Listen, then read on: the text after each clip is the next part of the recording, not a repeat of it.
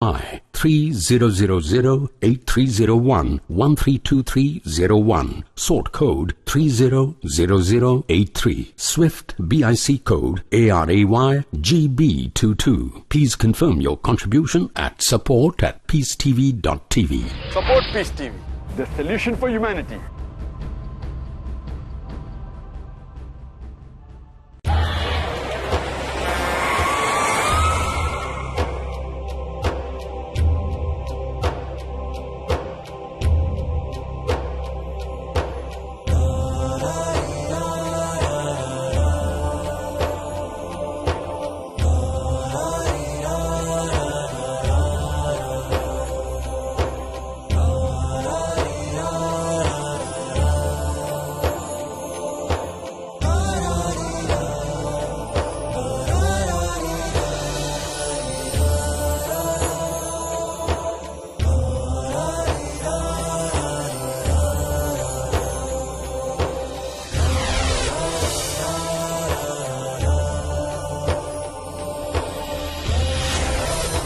Peace TV English, the solution for humanity.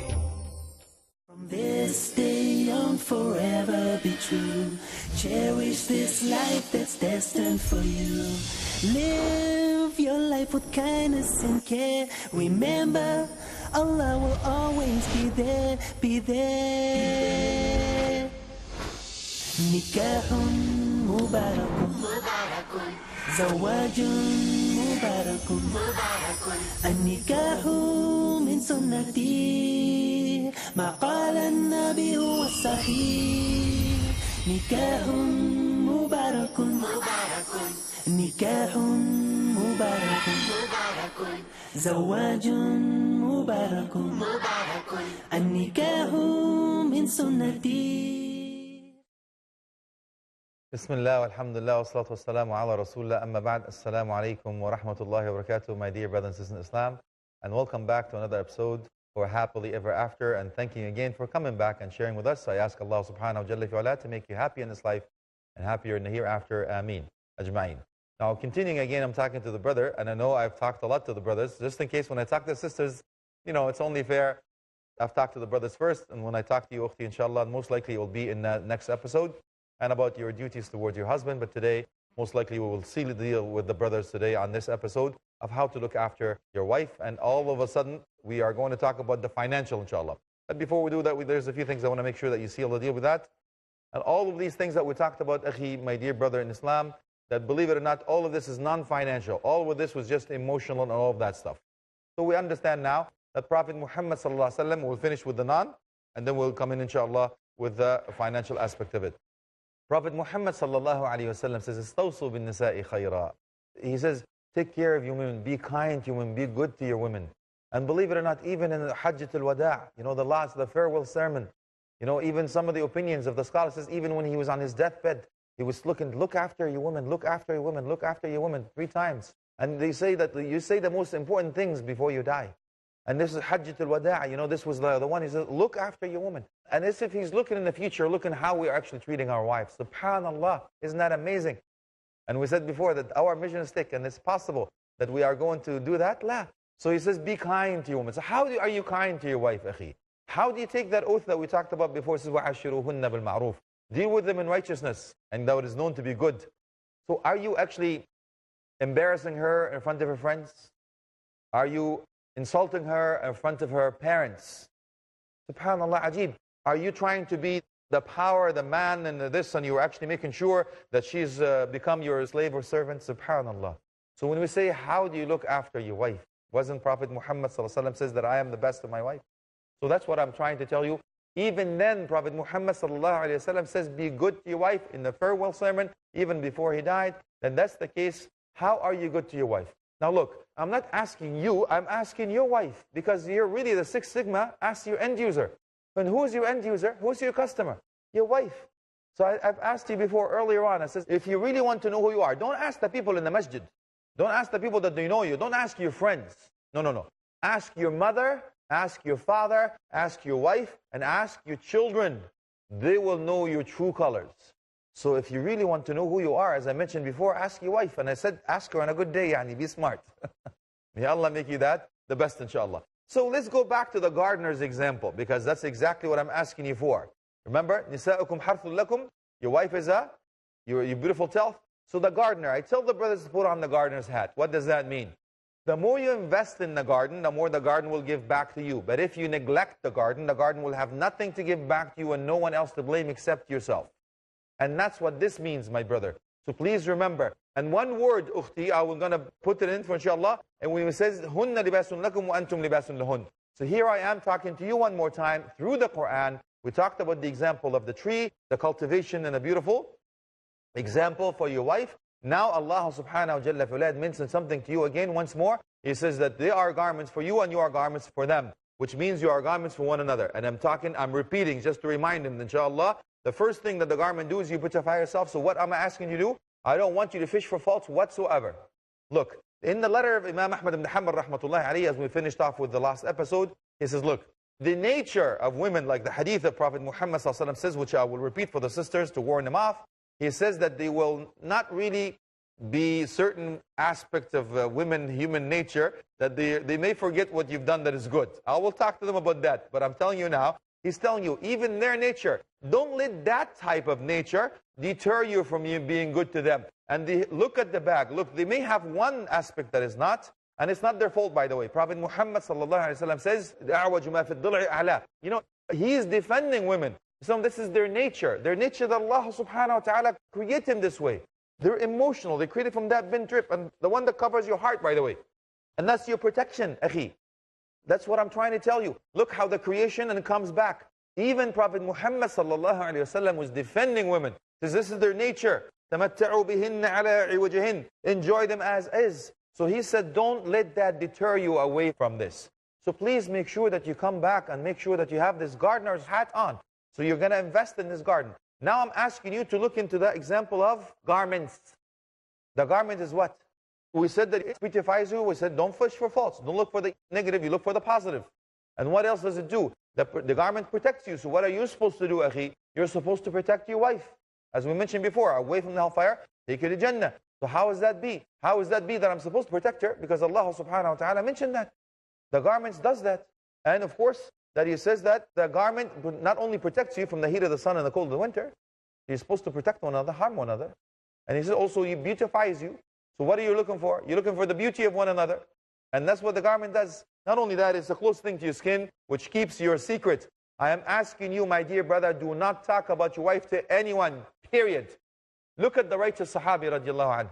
He wanted to divorce his wife. And then people wanted to know, why do you want to divorce your wife? You know what he said? We will address divorce a little bit issues, inshallah, briefly, maybe the later episodes. And we will talk about the positive. We'll finish with the positive, inshallah. But these are the issues I'm trying to deter you, trying to be proactive. There are the reasons for divorce. I'm going to try to keep you away from that, inshallah. Ameen. So the Sahabi radiallahu anh, he says, I want to divorce my wife. They asked him, why do you want to divorce your wife? You know what he said? Because she did 2, 3, 4, did to my family, did blah, to me this, she doesn't do this for me, she doesn't blah, blah. She's not obedient. Did she air out the dirty laundry?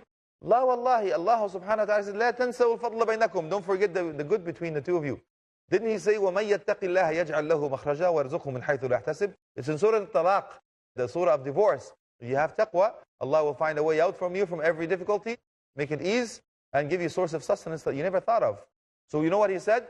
He says, لَا أَتَحَدَّثُ عَنْ زَوْجَتِي. Listen, wallahi, akhi. Even when he wanted to divorce her, that means that's it, man. He tried his best, and you know what? Nothing is working. He still said, I do not speak about my wife. Isn't that amazing? Yeah, so from now on, your homework now, you do not speak about your wife, period. Only what's good, but not anything else, especially to your parents, as we talked about it before. Now the woman was divorced, Iddah was over, she married somebody else. He was now asked, okay, you didn't want to talk about your wife, she's married to somebody else. You know what he said?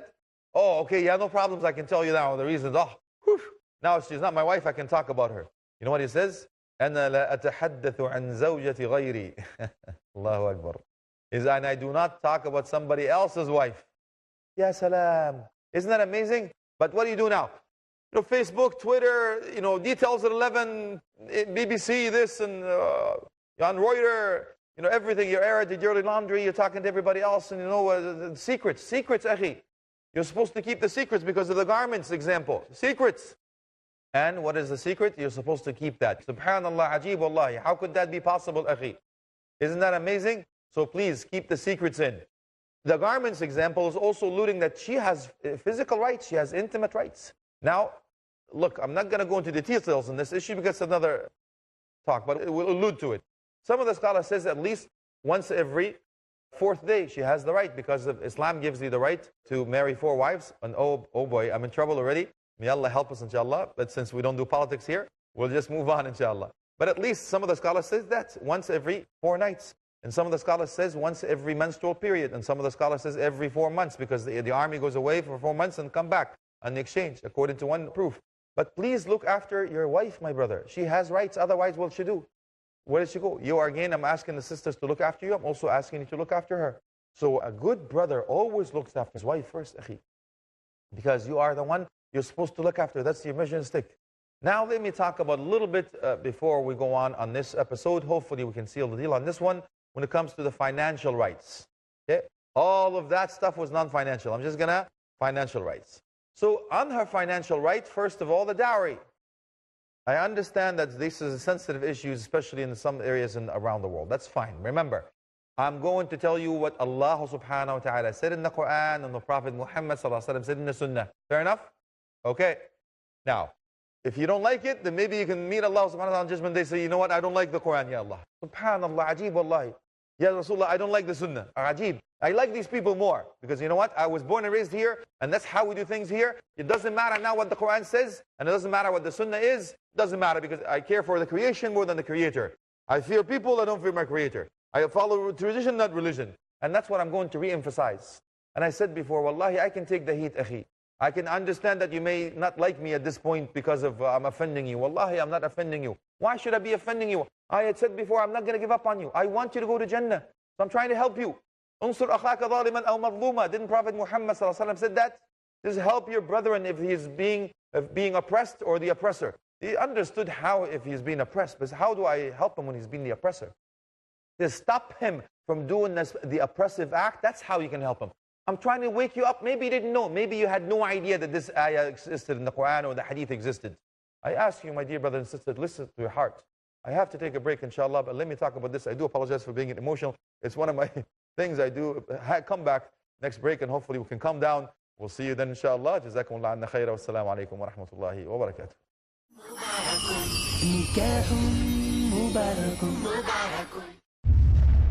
Marriage or divorce? What's Islamic ruling? Nikah. Solution or problem? Heaven or hell? There is a misconception. You choose. Beauty, wealth, family status, virtue. Decide what you want. Decide your choice.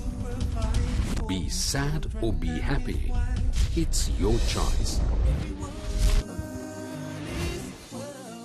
Join Dr. Zakir Naik in Better Half or Bitter Half every Friday at 6:30 p.m. and repeat telecast at 9:30 a.m. UK on Peace TV.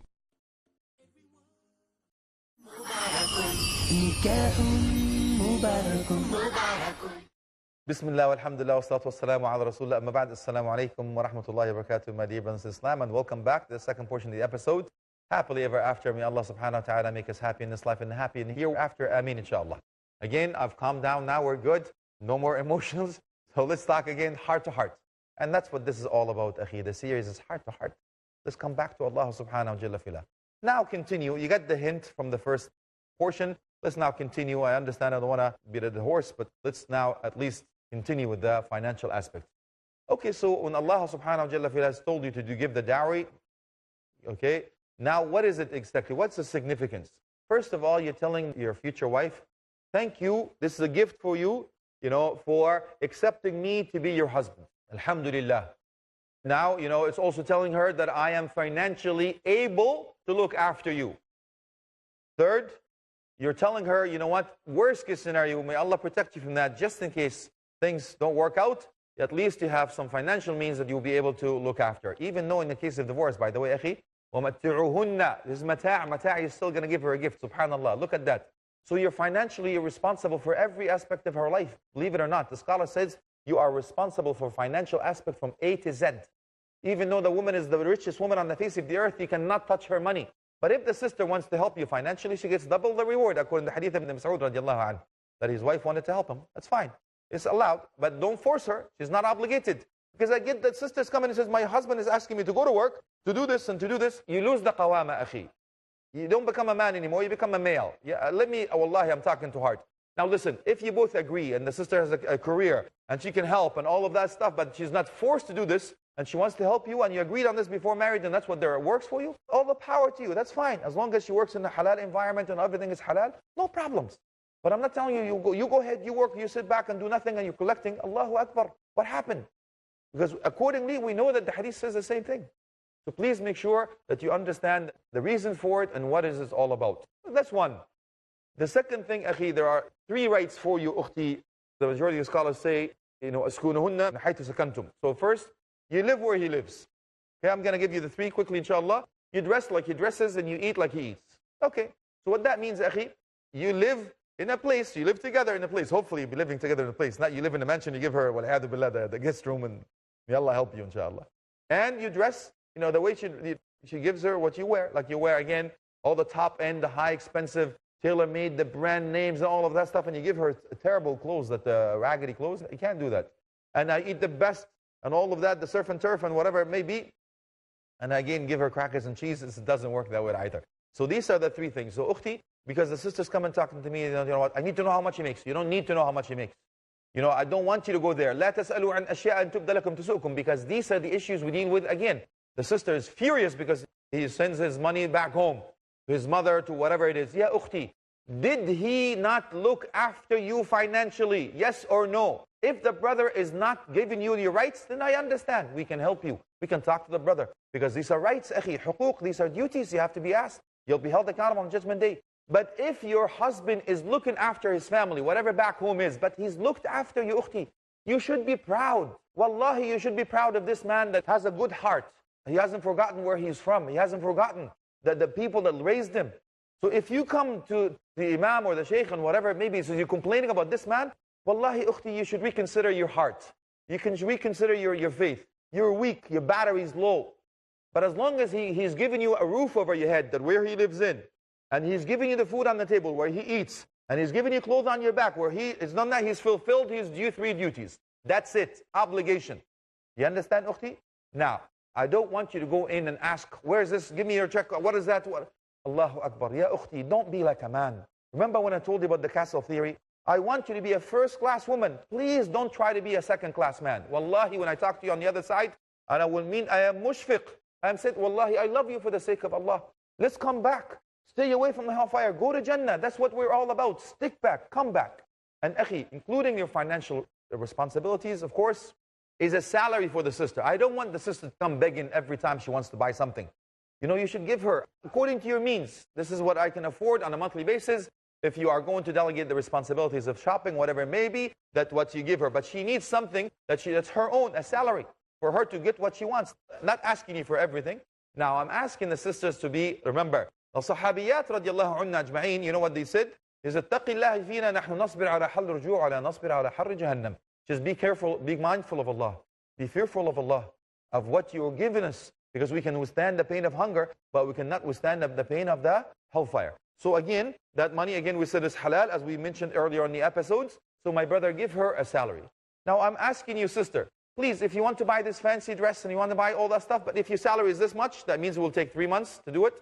Let's take it 3 months. I don't care. But don't ask him anymore now. Don't ask for a budget. Otherwise, you know what happens? You're not going to ask him for this. He's not going to go get steal, bribe to get you what you want. La. No, ukhti. We want to stay on the halal path, inshallah, so we can be together in Jannah again, as we're looking forward to these episodes happily ever after. Ameen. Now, my dear brother, if that's the case, please look after your wife. Remember that. What is the best money you spend? We agreed. Earlier on in the episode, the hadith says the best money you spend is the best money you spend for your family. So please look after them. Now, I'm going to give you some financial advice because really the time is running and I want to, cut the episodes on this one, inshallah, then I will talk to the sisters. First, please make sure that you have something what I call the envelope theory. The envelope theory is simple. I don't want you to get in trouble financially. So please live according to your means. Why? Because if you don't live according to your means, you're actually not content with the decree of Allah. Let me explain. So you use your credit card. I'm in debt. Why? Because I live lavishly. I have the best car, the best house, the best furniture, the best clothes, but it's not within means. I don't have this money. I'm borrowing all this stuff. Why am I asking you to stay away from this? Because this is number one reason internationally, globally for divorce. Financial aspect. So why do you live outside of your means? If I have it, I give it. If I don't have it, I don't get it. I don't need it. This life is temporary, akhi. And most of us work so hard that, you know what? We buy this best furniture. We don't have time to sit on it. Subhanallah, ajib wallahi. This life is temporary, my brother. So please make sure you stay within halal means. Now that means you're going to be in debt. You have to do extra things. You're going to lose your family in return. You're going to start paying interest. And all of a sudden, I'm not content with your decree of Allah. I don't belong to this poor people here. I am so and so. I deal with these type of people. That means I have to live this type of life. Allahu Akbar, ya akhi. What happened, my brother? Let's come back, inshallah, to who we are. We submit our will to Allah. We accept the decree of Allah. Whatever you give me, Allah, alhamdulillah, rabbil alameen. And sister, don't push, please. You knew that the brother can afford this. Don't now, after you get married, you hook him, and I want the bling bling. I want all of that stuff, and I want. We don't do that, inshallah. Now, from the means of the financial aspect, my brother, all you have to understand is that if your wife asks for something that is not, then you go back to the salary, let go. I'm going to give you some financial advice. First, address your financial issues. Don't shelf it. It's not healthy. Okay? So when you address it, make sure you address it in the proper manner. Okay, so you sit down, you say, honey, what do you need? And all of that stuff. Okay, here's what we can afford. You don't have to give all the, here's what my paycheck can give it to her and she can deal with it. It's your responsibility. Okay, so address them, don't debate him. And you know what? Also, you have to understand that you can get a third person to come in and look at your finance and say, here's what you can afford and here's what you don't have to afford. When I was talking about the envelope theory, for example, I want to buy a TV, okay? I want to buy a fridge, I want to buy a stove, whatever it is that you want to buy, I want you on this envelope, I want you to write it down, okay? Write it down.